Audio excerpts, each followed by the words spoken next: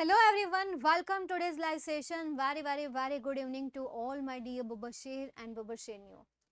જલ્દી આવી જાઓ. આજના સેશનમાં આપણે યુનિટ 3 ની શરૂઆત કરવાના છીએ.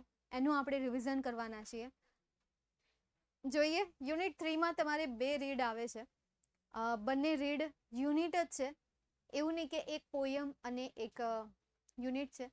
બંને યુનિટ છે, બંને સ્ટોરી છે about your exercise, about your tension, about stress, about all mix.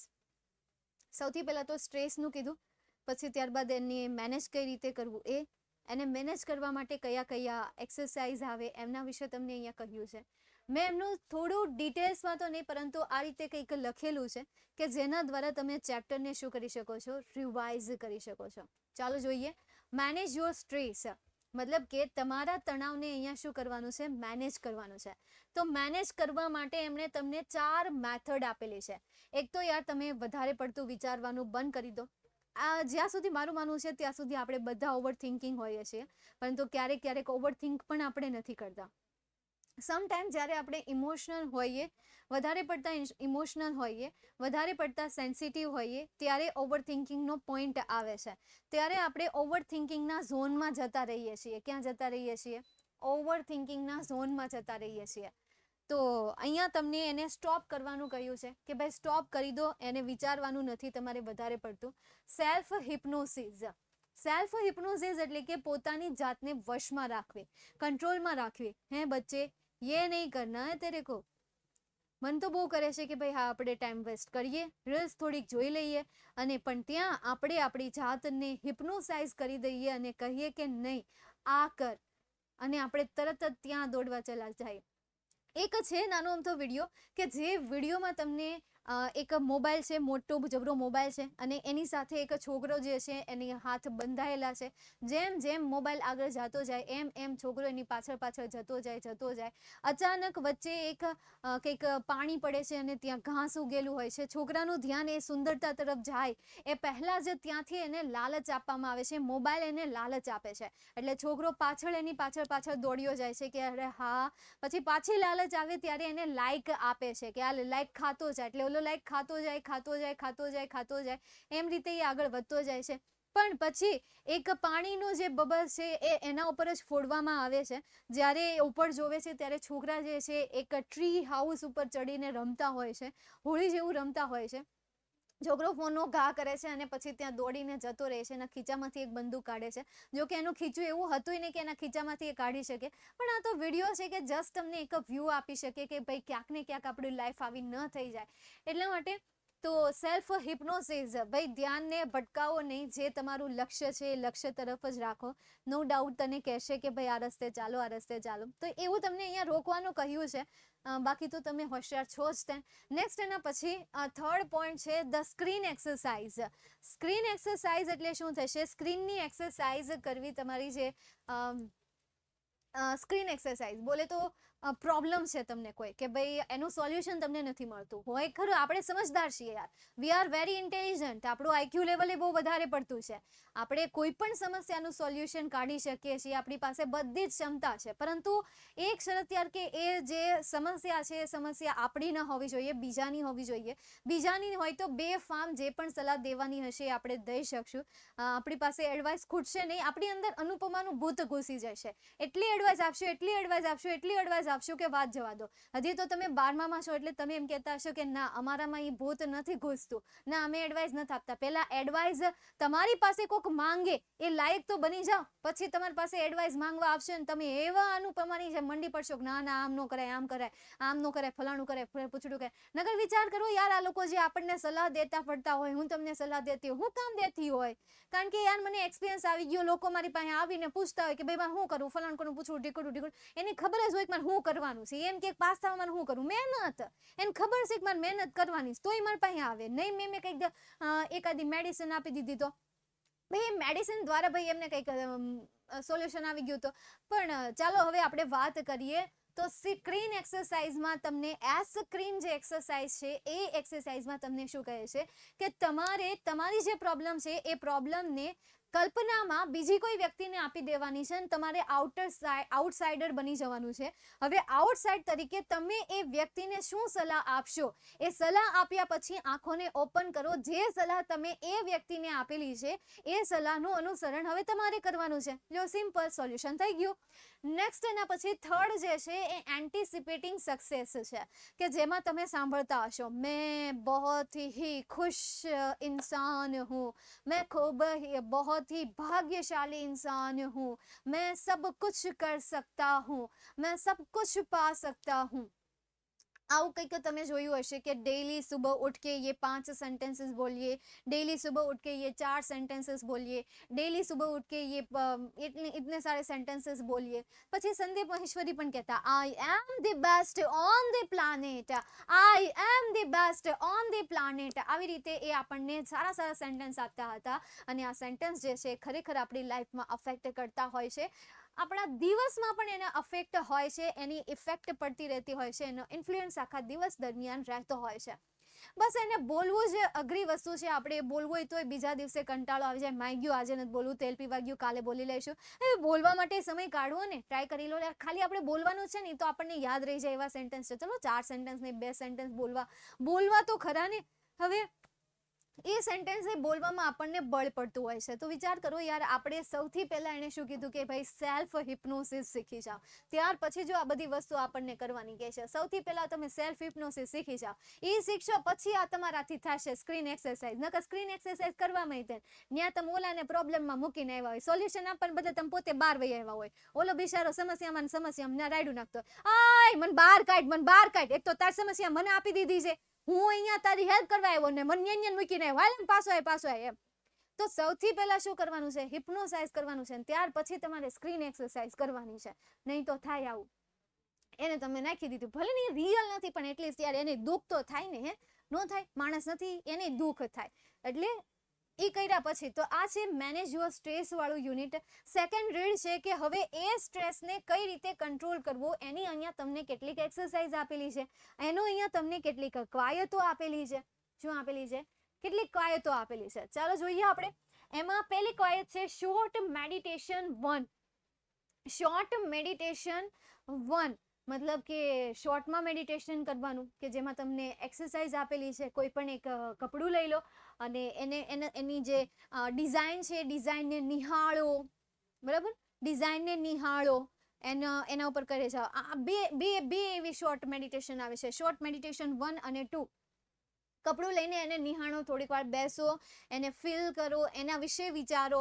એટલે શું થાય? આ શોર્ટ મેડિટેશન એટલે શું થાય? કોઈ એક બાબત ઉપર તમારું ફોકસ રાખવું, કે જેનો એક જ પર્પસ છે. Meditation is equal to focus is equal to concentration.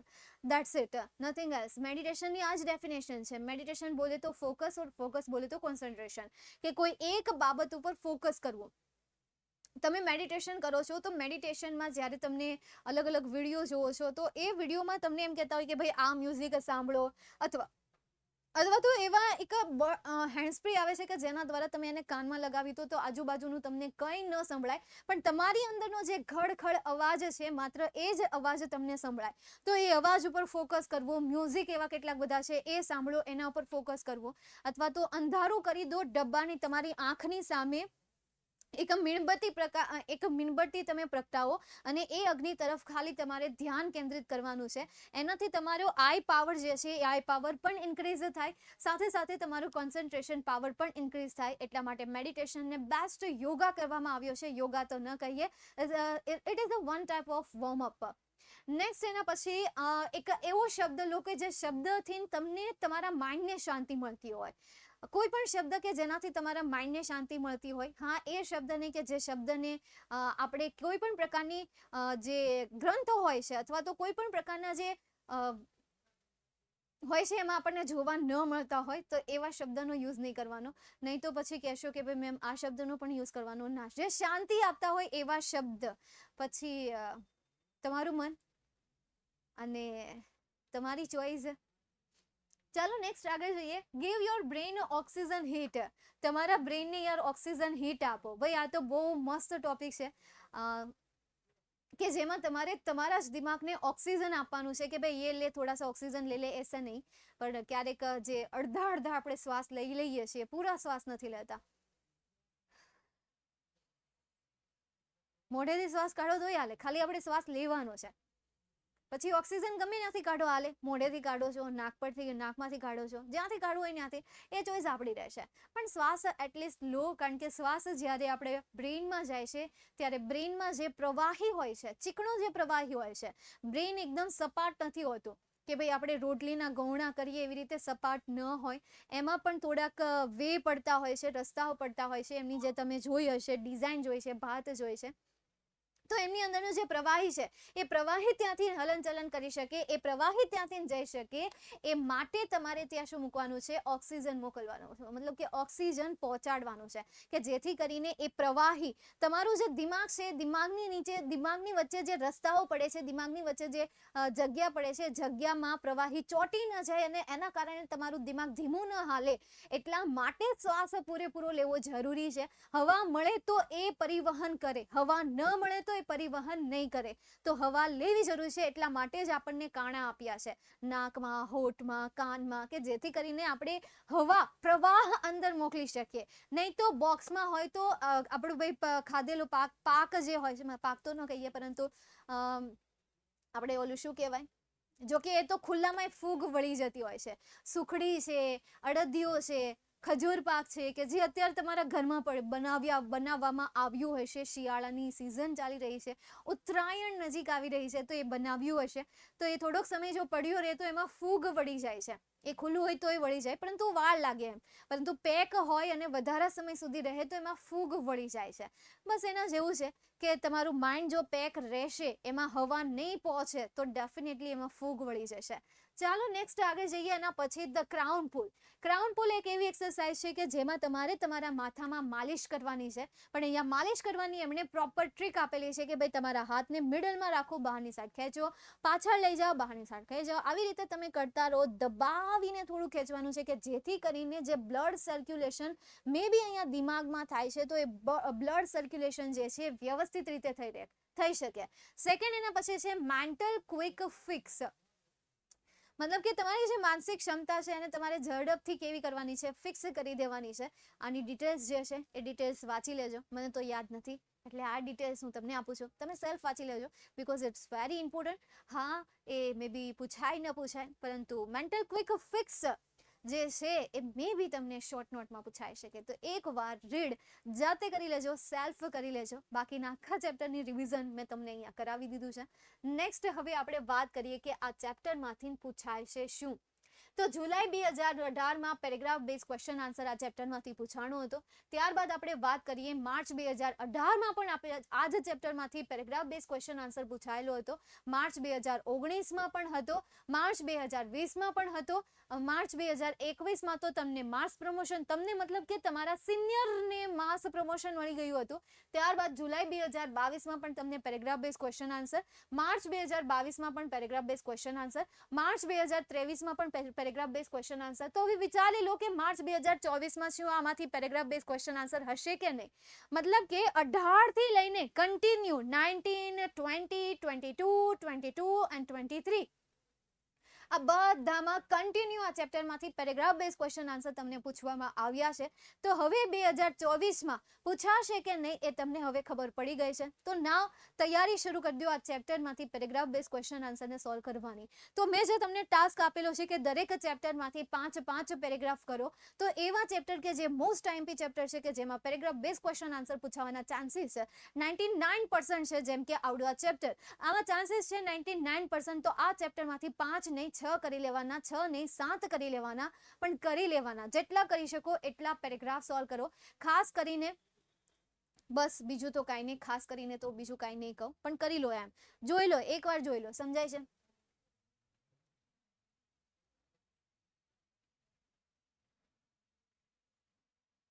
अगले बैच में उतार दिया राजवीर कह रहा है. अच्छा ऐसा किया?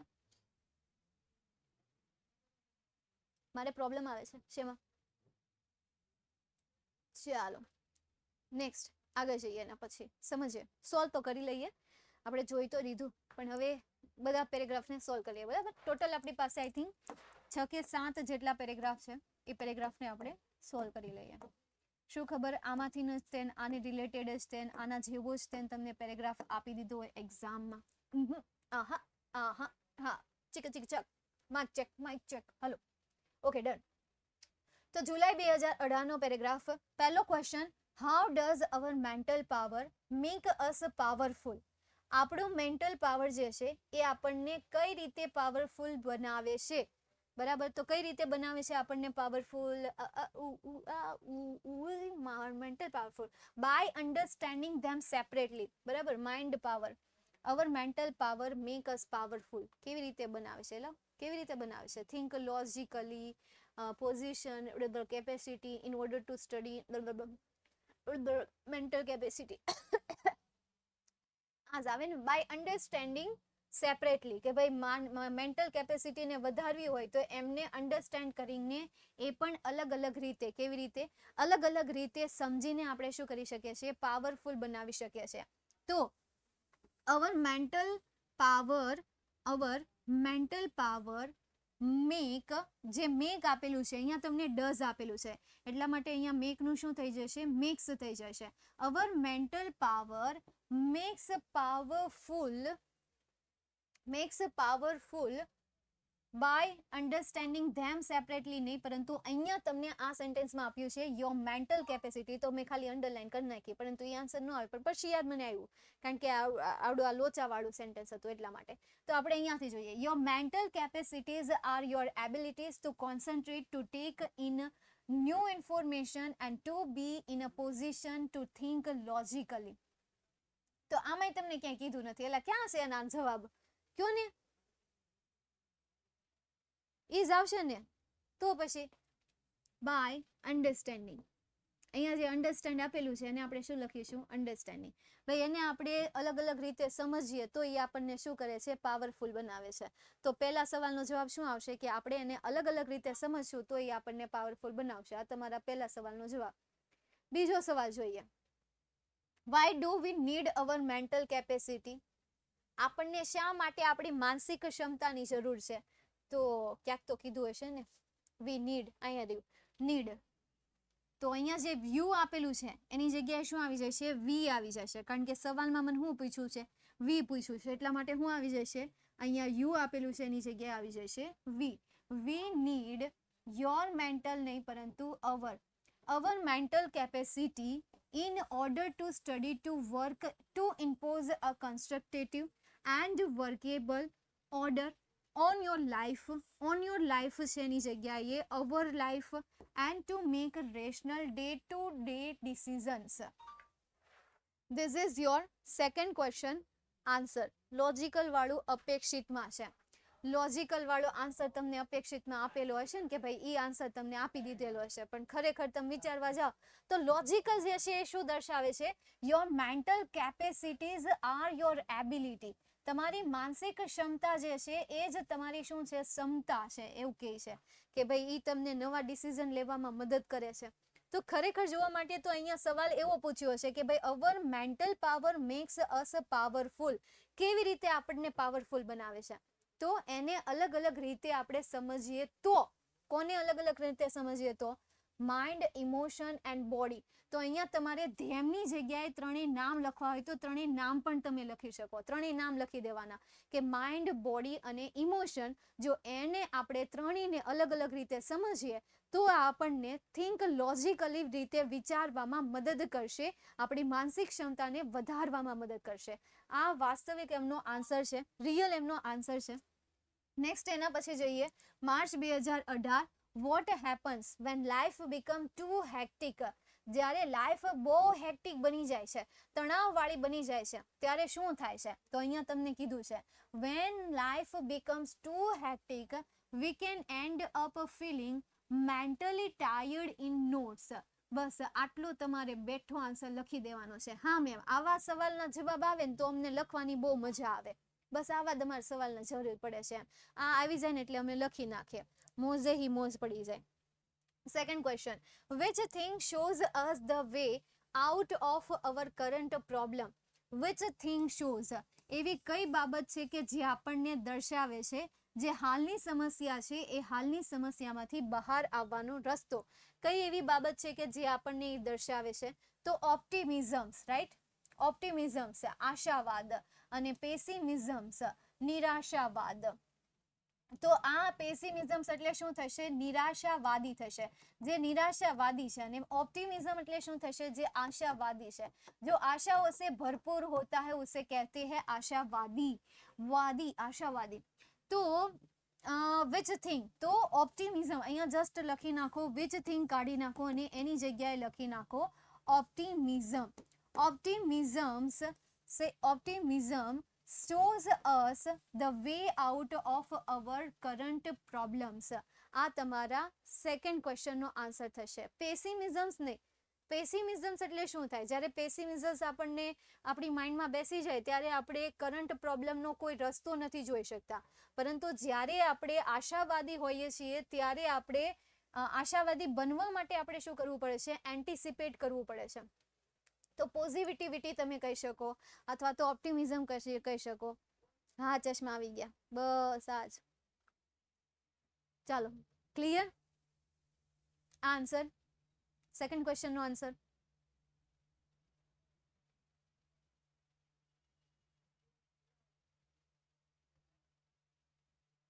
ચાલો નેક્સ્ટ, એના પછી માર્ચ 2019માં what do you mean by mental capacity? Mental capacity એટલે શું થાય એ તમે કયો મને. તો I know your mental capacities are. જો હવે આ ડેફિનેશન છે કે તમારી મેન્ટલ કેપેસિટી શું છે. તો your mental capacity are your ability to concentrate, to take in new information, to remember old and new information, and to be in position to think logically. This is your mental capacity. આ તમારી માનસિક ક્ષમતા છે. તો આ paragraph તમે જુઓ કે ગવર્મેન્ટ જે છે એને ટાઈપિંગ કરવામાં એટલી વાર લાગે, એટલો સમય લાગે, એટલે બેઠા પેરેગ્રાફ એક પછી એક વર્ષે લઈ લે છે. આ પેરેગ્રાફ બીજી વાર અહીંયા આવી ગયો. આગળ પણ આ પેરેગ્રાફ હતો. એની પહેલા કયો પેરેગ્રાફ તમને આપ્યો હતો? 3 વખત તો આનો આ પેરેગ્રાફ આવી ગયો છે કંઈક. ના, આ પેસિમિઝમ વાળો હતો. જુલાઈ 2018માં હતો, પછી પાછો તમને અહીંયા માર્ચ 2019માં કર્યો. છેલ્લી 2 લાઈન કટ કરી નાખી છે. એટલે ઘણી વખત આગળના વર્ષના પેપરનું સોલ્યુશન કરવાનો ફાયદો એ કે એક વખત તમે આ પેરેગ્રાફનું ગુજરાતી કરી નાખ્યું, હવે એના ઉપરથી સવાલ પૂછાય તો જેવું તેવું ગુજરાતી આવડે છે તો એના ઉપરથી આપણે તુક્કા મારીને જવાબ લખી શકીએ. નેક્સ્ટ એના પછીનો સવાલ, mind, emotion and heart are closely interlink and always work together. હવે અહીંયા તમને હાર્ટ આપ્યું છે. જો હાર્ટની જગ્યાએ બોડી આપ્યું હોત તો મને કંઈ પ્રોબ્લેમ નથી, પરંતુ આ હાર્ટ અહીંયા લઈને જ શું કામ આવ્યા? હા, હાર્ટને મારે કેવું છે હર્ટ, પણ આપણે કહી શકશું નહીં કારણ કે અહીંયાથી તમારે એક સિલેક્ટ કરવાનું છે અને તમે કયું સિલેક્ટ કરશો? ફોલ્સ સિલેક્ટ કરશો. જોયું? મારી ભવિષ્યવાણી હંમેશા સાચી પડે. તમે પણ ફોલ્સ જ સિલેક્ટ કર્યું. મેં કમેન્ટમાં અત્યારે જોયું, પણ મેં પહેલા ભવિષ્યવાણી કરી લીધી. એમ તો હું પણ ક્યાંક ને ક્યાંક મહદ અંશે એસ્ટ્રોલોજર જ છું. મને તમે કહી શકો છો એસ્ટ્રોલોજર, જેવી રીતે મેં હમણાં થોડી ઘણી એસ્ટ્રોલોજી કરી, પરંતુ હું બાય પ્રોફેશન એસ્ટ્રોલોજર નથી. નેક્સ્ટ એના પછી આગળ જઈએ.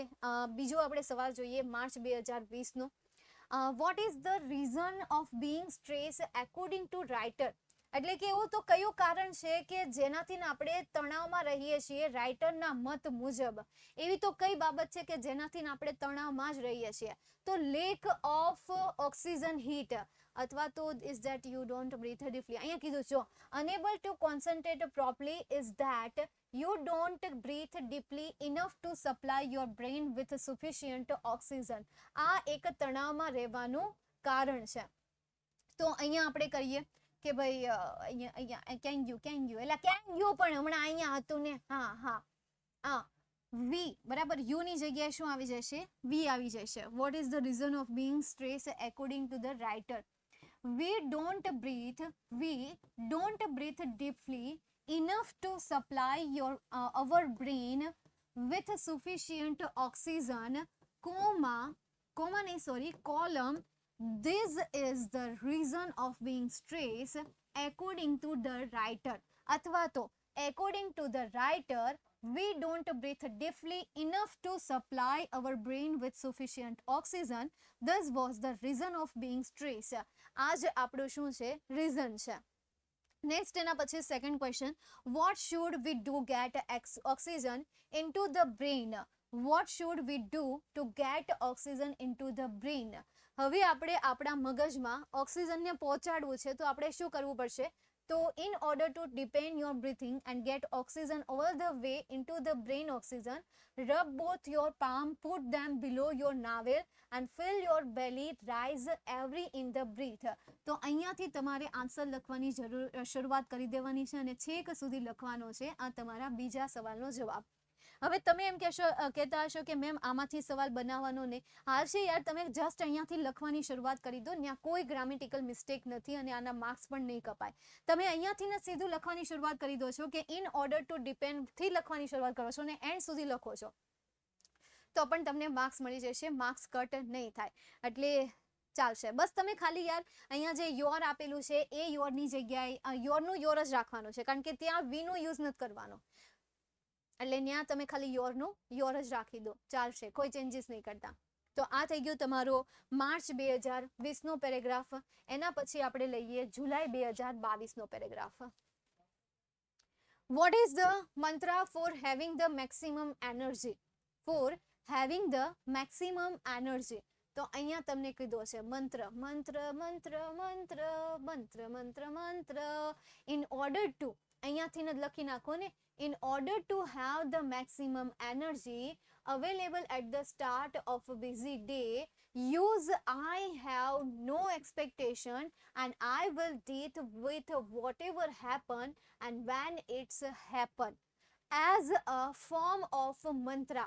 અહીંયા સુધી લખી નાખો, આનો પણ તમને 1 માર્ક્સ મળી જશે, કારણ કે આખું સેન્ટેન્સમાં તમને કીધું એ જ છે ને કે ભાઈ મંત્ર શું છે, પણ તમારે શોર્ટમાં આન્સર લખવો છે તો તમે શોર્ટમાં પણ આન્સર લખી શકો.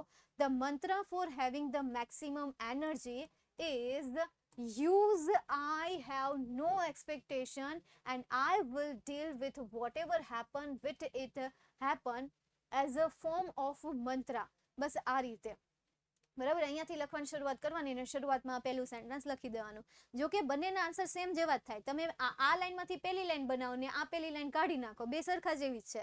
નેક્સ્ટ એના પછી what does the relaxation tell one to do?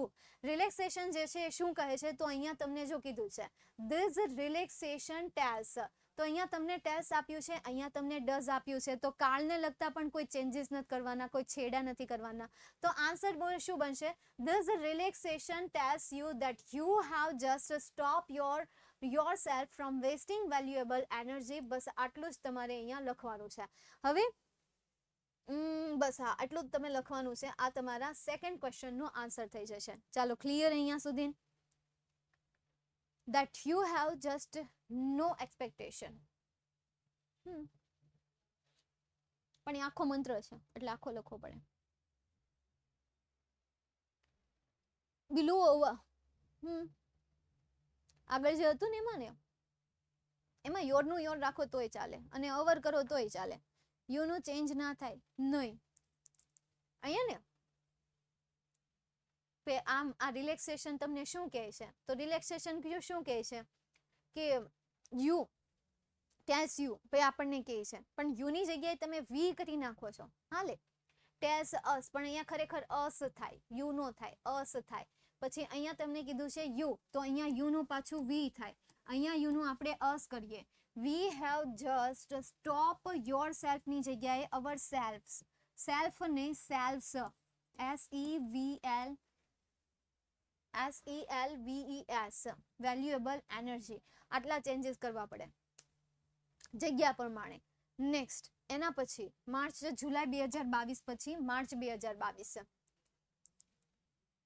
પહેલો question, how do overwhelming emotion affect you? કેવી રીતે ઓવરવેલ્મિંગ? સૌથી પહેલા તો ઓવરવેલ્મિંગ છે ક્યાં છે? ઓવરવેલ્મિંગ નથી, ઇમોશન્સ ક્યાં છે અને અફેક્ટ ક્યાં છે? કઈ રીતે અફેક્ટ કરે છે આ છે ક્યાં ગોતવું મારે? મને લાગે આખો પેરેગ્રાફ આપણે વાંચવો પડશે. તમે કહી દેતા હોય તમારે ગોતવું નહીં, ઇમોશન એ નથી મળતું આમાં. અફેક્ટ નથી મળતું આમાં. એક ઇમોશન ઓલા આપણને મળ્યું, ઓવરવેલ્મિંગ ઇમોશન આપણને કઈ રીતે અસર કરે છે. અહીંયા ઓવર આપ્યું લે તો આ રીતે. હા, એટલે આપેલી લાઈન જ એનો આન્સર છે. ફર્સ્ટ લાઈન જ એનો આન્સર છે, બરાબર. Impossible two think you when emotion have taken you over it becomes nearly impossible to think clearly. આ તમારું શું થશે? પહેલા ક્વેશ્ચન નો આન્સર. બેઠો આપ્યો તો બોલો, તો હું ગોતતી હતી. નેક્સ્ટ એના પછી, what helps you to see the current situation more clearly. ચલો, કરંટ સિચ્યુએશન ક્યાં આપેલું છે? કરંટ સિચ્યુએશન આયરું. મોર ક્લિયરલી, ઓકે, આ આવ્યું. હવે સવાલ શું પૂછ્યો છે? વોટ હેલ્પ્સ, શું મદદ કરે છે? યુ, તમને, ટુ સી, જોવા માટે, ધ કરંટ સિચ્યુએશન, હાલની પરિસ્થિતિને, મોર ક્લિયરલી, વધારે સ્પષ્ટ રીતે. તો શું એવું છે એને શું કરે છે? હું એને ક્લિયરલી રીતે સજેસ્ટ કરે છે? સિચ્યુએશન, સો આવ્યું ધ સ્ક્રીન એક્સરસાઇઝ, હે ને? વોટની જગ્યાએ જસ્ટ શું લખી દેવાનું છે? Screen exercise. આખો પેરેગ્રાફ નથી લખવાનો, નહીં તો એમ થશે કે આટલી વસ્તુ મળી ગઈ છે અને મેમ ખાલી સ્ક્રીન એક્સરસાઇઝ લખીને બેઠા. તો અહીંયા કીધું છે કે સ્ક્રીન એક્સરસાઇઝ આપણને શો કરે છે કે હાઉ ટુ સ્ટેપ બેક, અને કેવી રીતે આપણે ઇમોશનલીમાંથી પાછા આવવું કે જેથી કરીને આપણે હાલની સિચ્યુએશનને વધારે સ્પષ્ટ રીતે સમજી શકીએ કે શું ચાલી રહ્યું છે. તો કઈ, આમાં તમને ખાલી એમ કીધું છે કે કઈ એવી બાબત છે કે જે તમને હાલની પરિસ્થિતિને વધારે સ્પષ્ટ રીતે સમજવામાં મદદ કરે છે. તો કઈ? Screen exercise. તો screen exercise helps you to see the current situation more clearly. તો માત્ર એક જ આન્સર આવશે. શું આન્સર આવશે? એક જ આન્સર. 29માં કોઈ ફેરફાર થાય? નહીં, કોઈ ફેરફાર નહીં થાય. અહીંયા તમને ડુ આપ્યું છે, અહીંયા તમને હેવ આપ્યું છે, ઓલ્સો પ્રેઝન્ટ ફોર્મ. અહીંયા તમને બીકમ આપ્યું છે, તો ઓલ્સો પ્રેઝન્ટ ફોર્મ. અહીંયા તમને યુ આપ્યું છે, તો અહીંયા પણ તમને યુ આપેલું છે. તો યુનું વી કરવાની, અસ કરવાની કે અવર કરવાની કોઈ જરૂર છે નહીં. નેક્સ્ટ એના પછી સ્ક્રીન એક્સરસાઇઝ પછી આગળ જઈએ. માર્ચ 2023માં પૂછાયેલો question, what happens when we breathe. જ્યારે આપણે શ્વાસ લઈએ છીએ ત્યારે શું થાય છે? તો when we breathe there is microscopic movement of cranial bones. બસ આટલું જ લખવાનું છે, એનાથી વધારે નહીં. એટલે આપણે કહેતા રહેતા હોઈએ કે બોર્ડમાં અઘરું પેપર પૂછાશે, અઘરું પેપર પૂછાશે. રિયલીમાં યાર અત્યાર સુધી ક્યારેય એવું નથી બન્યું. હા, નો ડાઉટ કે ત્યાં ટ્વિસ્ટિંગ પોઈન્ટ જરૂર આપેલા હોય તમને, 2 માર્ક્સથી લઈને 3 માર્ક્સ સુધીના આપેલા હોય, પણ એની સામે તમે ઇઝી ક્વેશ્ચન્સ પણ પ્રોવાઈડ કરાવેલા હોય. જેમ કે તમે માર્ચ 2023નું પેપર ઉપાડી લો, એમના કમ્પ્લીટ ધ સેન્ટેન્સ જોઈ લો, એમના તમે ફંક્શન્સના બધા ક્વેશ્ચન્સ જોઈ લો, એમના તમે WH ક્વેશ્ચન જોઈ લો, એમના તમે એસે જોઈ લો, એમની શોર્ટ નોટ તમે જોઈ લો. એક ચેપ્ટરમાંથી તમને ઘણા બધા સવાલ પૂછ્યા છે અને એકદમ ઇઝી ચેપ્ટરમાંથી પૂછ્યા છે. નેક્સ્ટ એના પછી second question, what happens when we tense and don't breathe deeply. તો અહીંયા જો તમને કીધું છે when we are tense or upset and don't breathe deeply enough, this can result in bones in the skull become slightly stuck together so that the fluid can't circulate properly. આમાં પણ કોઈ પણ પ્રકારના ચેન્જીસ કરવાના છે નહીં. તો બસ જેટલી વસ્તુ એને અઘરી પૂછ્યું હોય ને એની સામે એટલી જ વસ્તુ તમને એકદમ ઇઝી પૂછી લીધી હોય કે જેમાં તમારે વધારે પડતું દિમાગ ચલાવવાનું જ નથી. તો અહીંયાથી લખવાની શરૂઆત કરવાની છે અને છેક સુધી લખી નાખવાનું છે. અહીંયા તમને આર આપેલું છે, અહીંયા પણ તમને આર આપેલું છે. એના પછી V3 નું ફોર્મ યુઝ કર્યું છે, એના પછી એમણે V3 નું ફોર્મ યુઝ કરેલું છે. અહીંયા તમને કીધું ડોન્ટ બ્રીથ, ઓકે, અને ડોન્ટ બ્રીથ મતલબ કે ટેન્સને લગતા કોઈ ચેન્જીસ કરવાના જ નથી. તો કોઈ ઉપાધિ તો છે નહીં. તો માર્ચ 2023માં તમને આ બેઠો ક્વેશ્ચન પૂછાયેલો હતો અને મસ્ત આન્સર આવતા હતા બધાના. એવા ઘણા બધા પેરેગ્રાફ બેઝ ક્વેશ્ચન આન્સર હતા 2023ના. નેક્સ્ટ એના પછી હું વાત કરું તો માર્ચ 2018માં એક શોર્ટ નોટ તમને પૂછાણી હતી.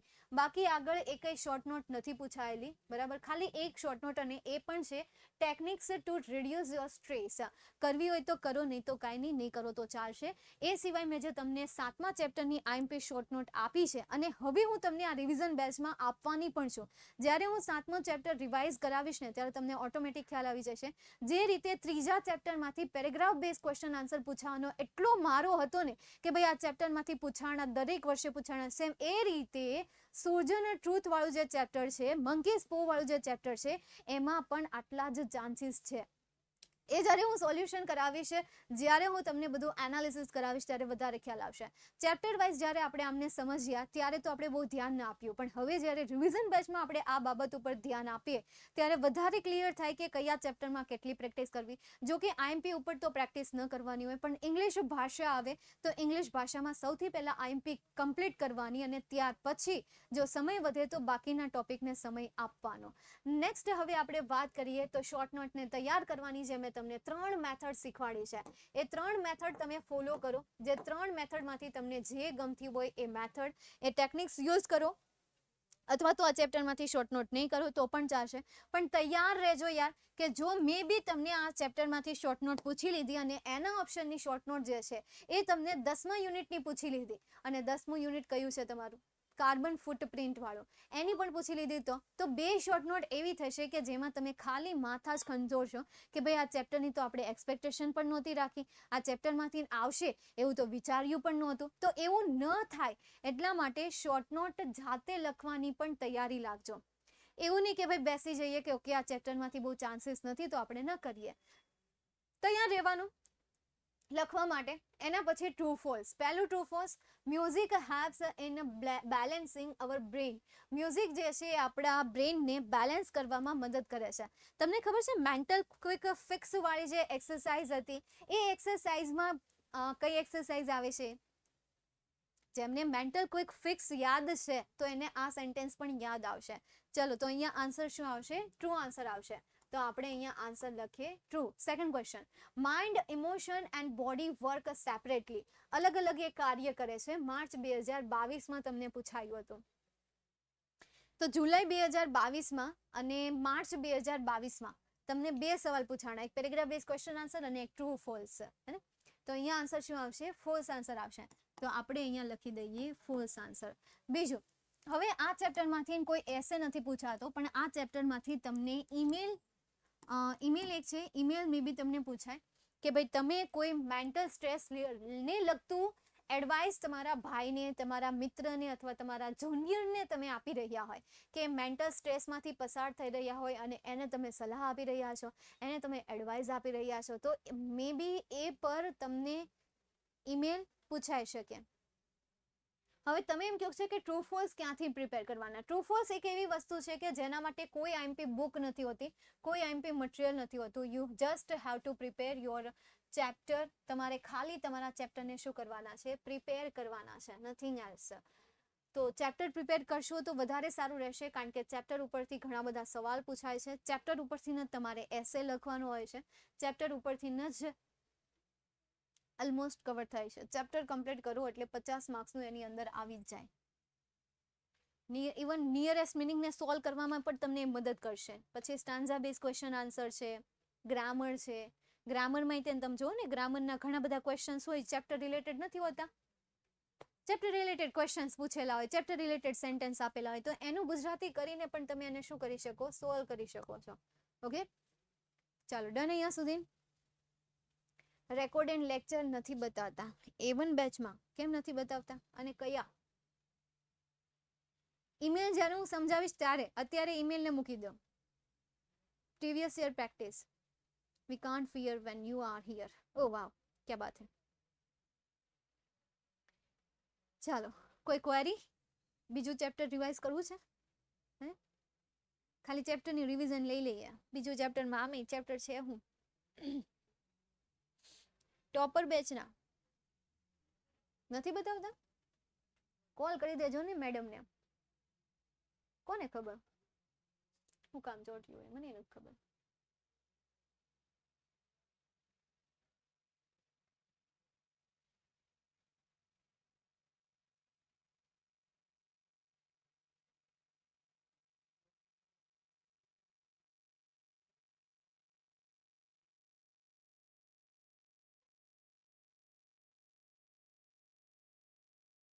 હા, ના પાડે છે.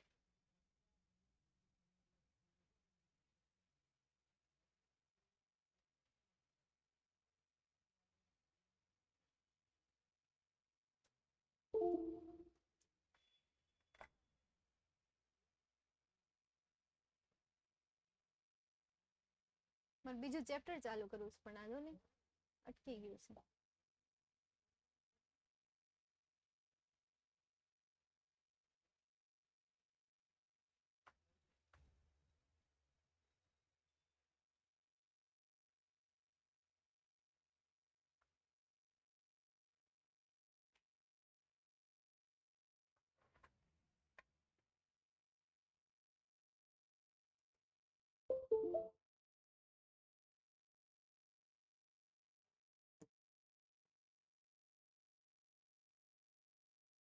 તેલ પીવાઈ ગયું.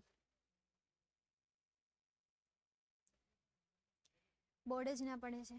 Exam is near, nothing is clear, no need to fear when Dhruvi ma'am is here. Oh wow. હું બનાવ્યું છે ને ખરેખર યાર. ફોકસ કરો. હમણાં જ મેં એક રીલ્સ જોઈ કે જેમાં એક હતા, મને આ બહુ ગમ્યું, મને પર્સનલી મોકલજો, શેર કરજો. એ નહીં, મને આગળનું જે બનાવ્યું, મારું નામ લખ્યું હતું ને એટલે નહીં, તમે જે આગળનું સેન્ટેન્સ બનાવ્યું અને એમના જે તમે પ્રાસ અનુસાર જે વર્ડ્સ ત્યાં મૂક્યા ને એ મને ગમ્યું. નિયર, ફિયર, એ જે વર્ડ તમે મૂક્યા ને એ મને મજા આવી ગઈ. હા, તો તમારા દિમાગને સહી દિશામાં રાખો. તો અત્યારે જે લોકો ટોન્ટ મારે છે કે 15થી લઈને 25 વર્ષ સુધીમાં છોકરાઓને જસ્ટ એન્જોય કરવા છે દિવસ, લાઈફ એન્જોય કરવી છે, પછી 25 વર્ષ પછી એ પૂછતા ફરશે કે કંઈક હોય તો કહો ને, કંઈક કામ હોય તો કહો ને. અત્યારની જે જનરેશન છે એ જનરેશનને આ ટોન્ટ મારતા કહ્યું છે. પણ ખરેખર જો મે બી એ ધ્યાન રાખે તો બહુ નાની ઉંમરમાં એ ધારે એટલું કરી શકે છે. જે દિમાગ એને અત્યારે ફાલતુમાં વધારે ચાલતું, ફાલતુ તો ન કહીએ આપણે, ક્રિએટિવિટી કહીએ.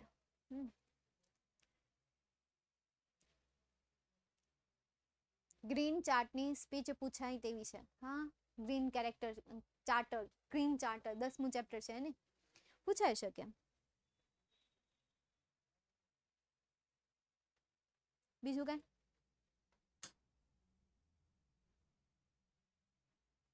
મારા બોર્ડનું શું કરવું? કીબોર્ડ નથી હાલતું. હવે કીબોર્ડ લઈને આવીશું, બરાબર છે. હવે એમાં કીબોર્ડમાં હોલ્ડર પ્લસ ડિલીટ દબીશ, પણ કીબોર્ડ હાલવું જોઈએ ને, એના માટે કીબોર્ડની પિન હાલવી જોઈએ. કીબોર્ડની બીજી પિન નાખવા દો તો મને. એટલે બીજી પિન ક્યાં ગઈ? ઈ નથી દેખાતી. ટેકનિકલ ટીમને બોલાવી હવે, બીજું શું હોય ને, હાથે કઈ મથવાનું તો હોય નહીં કે ભાઈ હાથે મથી લઈએ આપણે. ના રે ના, હાથે નથી મથવું. મથી લો, હાલ ને થોડુંક જોઈ લો, મને આવડી જાય તો. આમાં શું આવે? બોર્ડ. આવું બોર્ડ.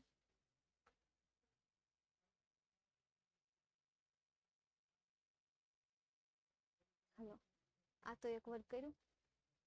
હવે આમાંથી હું ક્યાંક નેક્સ્ટમાં જાઉં.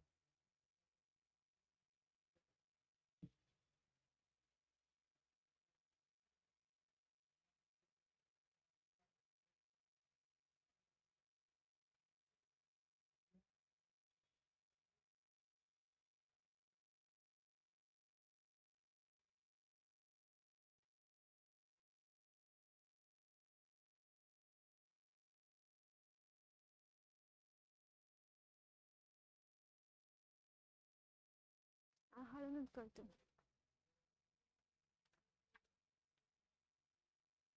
Benefits of positive attitude. હા, એની ચર્ચા મેં બહુ સાંભળી છે અને કોઈ પણ પ્રકાશન હું જોઉં તો એ પ્રકાશનમાં બેનિફિટ ઓફ જે પોઝિટિવ એટીટ્યુડ હોય ને એના વિશે એણે આપેલું જ હોય. એટલે એવું નથી કે 2-3 વખત રિપીટ થયું છે, પણ પોઝિટિવ એટીટ્યુડ એટલે પૂછાય કે જે પોઝિટિવ એટીટ્યુડ જે છે તમારા ચેપ્ટર રિલેટેડ છે અને તમારા એજ મેચ્યોરિટી રિલેટેડ છે, કે જે એ પૂછાવું જોઈએ અને એના વિશે તમને ખબર હોવી જોઈએ. બસ એ નોલેજ માટે તમને એ ટોપિક ટ્રેન્ડિંગ કહેવામાં આવે છે, એ ટોપિકને આઈએમપી કહેવામાં આવે છે, કે જે ટોપિક દ્વારા તમે વાંચો તો ખરા, પણ વાંચવાની સાથે સાથે તમારી અંદર સમજ પણ આવતી જાય. એટલા માટે એ ટોપિકને બેસ્ટ કહેવામાં આવે છે. બુક અવર બેસ્ટ ફ્રેન્ડ આઈએમપીએસએ છે કે નહીં એ તો હવે જ્યારે હું તમને આઈએમપીએસએ આપીશ ત્યારે તમને ખબર પડશે. ઓકે, ત્યારે તમને સમજાશે. ત્યાં સુધી હું બોર્ડનું કંઈક તો કરું.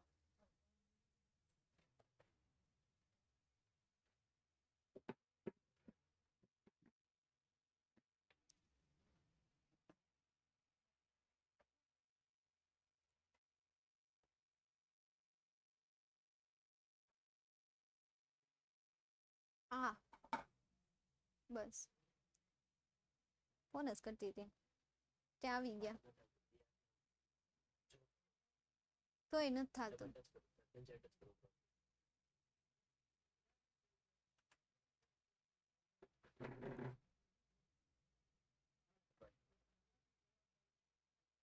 કઈ નહીં અમારો લેક્ચર આમે પૂરો થઈ ગયો છે. હા એક મિનિટ. બ્રિટલ એટલે હાર્ડ થાય અને પરંતુ તૂટવામાં એકદમ સહેલું હોય, સરળતાથી આપણે એને બ્રોક કરી શકીએ. એ શબ્દ એટલે બ્રિટલ શબ્દ થાય. ઓકે ચાલો, હા તોડી શકાય તેવું. તો અહીંયા સુધી રાખીએ, મળીએ નેક્સ્ટ સેશનમાં. Catch you later, bye and take care.